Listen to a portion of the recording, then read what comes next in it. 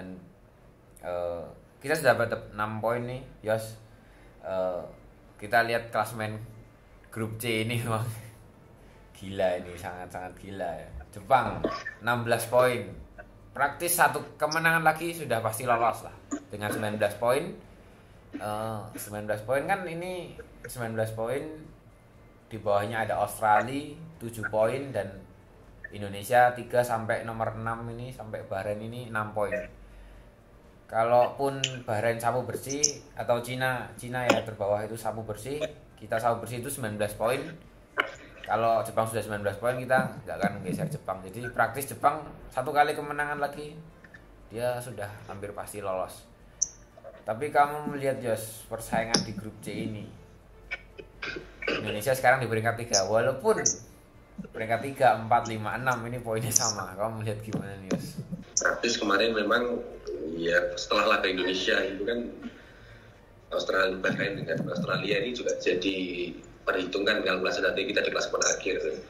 Sebenarnya ya peluang beruntung untuk Australia itu memang dia bisa menyamakan kedudukan ya di 90 plus 6 gitu, sehingga memang saja imbang. Karena kalau memang Bahrain menang itu nanti akan lebih rumit lagi. Jadi persaingannya ini menjadi tidak asik gitu ya, kalau memang salah satu sudah ada yang lolos. Memang kalau ini sebenarnya peringkat kita ini kan grup C ini perebutannya memang bukan hanya 3-4 tapi 2-3-4 gitu. Karena memang siapapun ke 6 timnya memang masih berpeluang lolos ya, kecuali Jepang yang nomor 1 gitu kan. Jadi ya nanti prediksi timnas Indonesia ini bahkan sampai laga terakhir pun ketika melawan Jepang pun tetap akan masih diperhitungkan gitu. Jadi tidak lepas selain Jepang tentunya memang nanti ya itulah, seperti kalau nanti klasemen berjalan gitu live standing gitu, nanti hingga pekan match 10 kita away ke Jepang itu tetap aku prediksi memang akan tetap diperhitungkan. Jadi memang masih sangat ketat gitu, karena memang semua tim memang ternyata di grup C ini berbeda dari grup lain yang memang selisihnya itu juara grup peringkat 2, 3, 4, 5, 6 sudah tentu berbeda gitu kan. Ya kita sebenarnya ini adalah potensi bagus untuk timnas Indonesia, karena memang lawan-lawan ternyata juga tidak selalu mulus perjalanannya. Hanya tinggal bagaimana nanti kita ini masih melakukan peluang gitu. Kalau kita bilang nanti akan mencuri poin, ya sebenarnya mencuri poin itu yang betul itu bukan kita mencuri 1 poin, tetapi mencuri poin itu kalau kita misalnya away nanti bisa ya sedikitnya menang 0-1 itu juga dia akan mencuri poin. Jadi selain kita harus memaksimalkan laga kandang, itu yang dimaksud sebenarnya dari mencuri poin gitu. Jadi kita tidak ada apa ya, misalnya ya bermain seri pun masih target, tetapi kalau kita melihat hitungannya sekarang tim di grup C ini poinnya hanya selisih 1 selain Jepang, ya kita susah nanti kalau kita harus tidak memaksimalkan poin yang ada. Jadi kita kan 4 laga ini ya 2 laga otomatis di home itu hukumnya wajib ya, 6 poin gitu kan. Tetapi bagaimana nanti menghadapi Australia, yaitu kita minimal tidak boleh kalah ataupun bisa mencuri kemenangan 0-1 tipis gitu kan. Karena itu tadi seperti yang aku sudah bilang dari awal, pemain kita ini punya karakter untuk bisa bermain lebih menyerang, bukan untuk lebih bertahan. Jadi tidak bisa untuk dipaksa terus bermain parkir bus gitu, atau defensive line-nya itu selalu mundur, tetapi lebih menyerang. Karena ya tadi kita sudah dibahas ya, Tom Haye di klubnya kan bisa menjadi pengalir bola di sepertiga akhir. Kemudian kita lihat Calvin Verdong itu full back-nya aja semalam, meskipun dia bermain di posisi 3 back, bisa mencipta create chance gitu kan. Apalagi nanti ada Kevin Dix dan lain-lain oleh Romani dan siapapun akan datang lagi. Jadi kedepannya ya kita memaksimalkan peluang itu bukan hanya ketika laga kandang ini, tapi ketika away pun juga harus, terutama kan besok tanggal 20 dan 25 itu away dulu ke Australia. Jadi laga melawan Australia ya harus sudah pasti 3 poin gitu. Masalah nanti hasil akhir terakhir, tapi target itu kan harus dicapai dulu kan. Karena memang Pak Erik sendiri kan bilang 15 poin. Tentu kan beliau bilang 15 itu bukan berarti tidak pakai hitungan ya, semua pasti pakai hitungan. Kenapa dia bisa berbicara 15 poin gitu kan? Dia kan tidak bilang target kita sapu bersih semua laga grup C, kan tidak gitu kan. Dia bilang 15 poin, otomatis ada perhitungan. Jadi kalaupun sekarang kita 6 poin, kalau 15 kan artinya kurang 3 laga ya, 9 poin gitu. 9 poin kalau kita menyelesaikan 4 laga, yang kalkulasinya 2 home 1 away. Tinggal nanti mana yang harus dimenangkan, itu yang menjadi tricky, menjadi krusial gitu kan. Jadi ya memang tetap harus on the track gitu, sesuai dengan target PSSI bahwa kita bisa mampu mendapatkan 15 poin. Jangan ketika kita kemarin kalah 0-4 tiba-tiba kita nggak jadi 15 poin deh, kita 12 poin bisa peringkat 4. Enggak gitu. Dari awal kalau memang sudah ketuanya ultima atau 15 ya bagaimanapun caranya kita harus 15 begitu kan. 15 ini kan sebenarnya selain target itu ambang batas gitu ya, kita tidak terpatok poin 15, tetapi bagaimanapun nanti meraih kemenangan di sisa laga itu menjadi harga mati bagi Indonesia kalau ingin bermain secara langsung ya. Nanti kalau kita lolos peringkat 2 kan secara langsung tidak melalui babak playoff di peringkat 3-4 itu tentu akan memudahkan kita mengatur ke depannya bahwa skuad timnas Indonesia ini berjenjang dari yang kelompok umur hingga nanti yang senior bahkan di level klub itu akan lebih lebih baik lagi karena kita sudah membuktikan nih kita mampu bersaing di level Asia, kita mampu mengejutkan tim-tim yang selama ini kita tidak pernah menang head to head seperti kemarin Saudi kan tidak pernah menang, tiba-tiba kita bisa memenangkan pertandingan. Itu tentu adalah salah satu semangat yang bagus ya di era sepak bola sekarang ini di bawah kepemimpinan PSSI yang baru. Jadi ya masyarakat kita dukung bahwa apapun yang terjadi memang kita tetap harus on the track begitu ya. Kita support kalau memang kita perlu mendukung dengan sebaik mungkin, tapi kita juga jangan lupa untuk mengkritisi hal-hal yang memang perlu dikritisi agar sepak bola ini bisa berkembang dan lebih maju lagi di kemudian hari. Lebih itu sih aku dalam situasi ini melihat lebih mengingatkan nih kepada kita sesama pendukung, netizen dan segala macamnya, ada pandit juga di luar sana. Lebih ke mengingatkan bahwa oke, kita peringkat 3, tapi kita lihat 6 poin dari peringkat ketiga sampai ke 6 ini semua 6 poin. Jadi kepleset dikit aja. Ini selesai, kita mungkin akan kembali ke peringkat 6 atau peringkat 5. Tapi satu sisi kembali kalau kita bisa melakukan apa yang seperti ketika kita lawan Saudi kemarin, mungkin kita bisa ya, aku nggak bisa bilang di sini langsung lolos, tapi peluang untuk langsung lolos ada, peluang untuk lolos ke round 4 itu ada sebenarnya. Tapi tadi kamu singgung itu ya, kritik dan segala macam. Kita lihat kemarin lawan Jepang 0-4 kalah. STY out muncul. Eliano mainkan apa daripada mainkan camat Oxford United, mending Eliano lah apalah. Jadi berita ini sangat-sangat liar dan Sintayong pun mengakui bahwa ada tekanan dari netizen, dari fans, dari media, itu ada tekanan.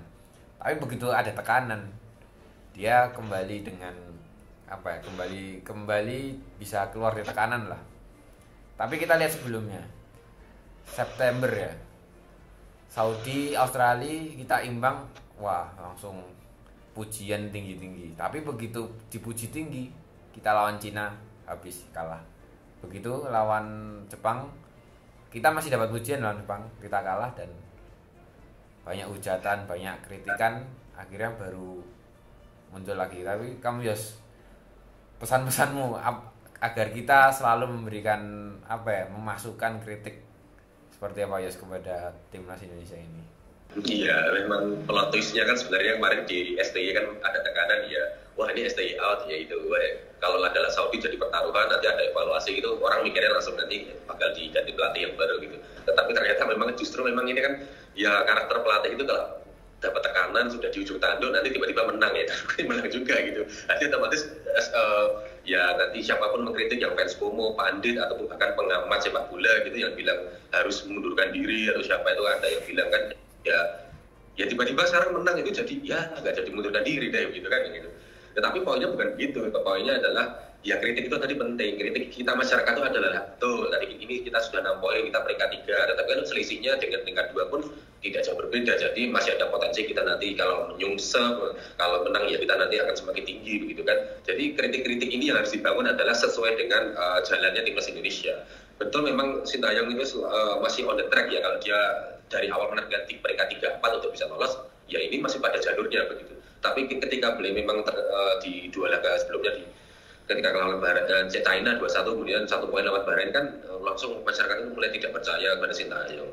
Ya yang perlu kita kritiki sebenarnya adalah in game-nya aja. Kita lihat konsistensinya saja bahwa betul nanti kan yang dibilang masyarakat bahkan ketua PSSI, EXO kan tidak boleh bermain-main ketika laga krusial. Artinya line up itu tidak boleh bahkan ketum sendiri kan bilang tidak suka kalau memang kita itu tidak maksimal dalam menjalani laga. Jadi kalau kita kalah maksimal itu lebih terhormat daripada kita tidak maksimal pemain cadangan gitu kan. Ya ini itu kritik yang betul seperti itu. Terus kritik yang lain mungkin adalah dibisakan nanti STY lebih bermain lebih menyerang ya, proaktif gitu ya, tidak reaktif.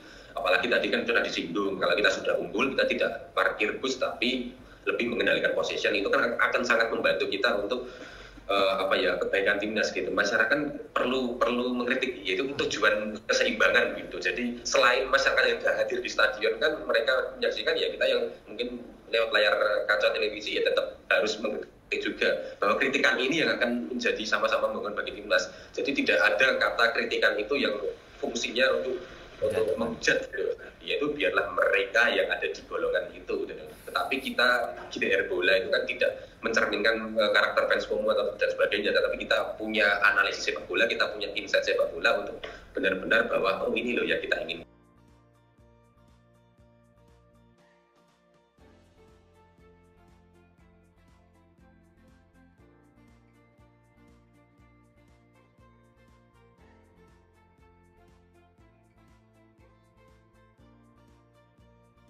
Perjuangan Garuda, tetapi juga tidak lupa untuk mengkritik yang baik dan sesuai dengan jalur di kesebelasan timnas Indonesia.